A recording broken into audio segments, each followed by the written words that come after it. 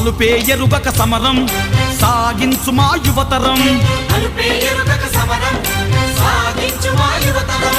అలుపేయరుగక సమరం సాగించు మా యువతరం అలుపేయరుగక సమరం సాగించు మా యువతరం వివేకానందుని బోధనలే ఇక దిశ నిర్దేశం వివేకానందుని బోధనలే ఇక దిశ నిర్దేశం మన కర్తవ్యం నిర్మించుట వసుదైక కుటుంబం మన కర్తవ్యం నిర్మించుట వసుదైక కుటుంబం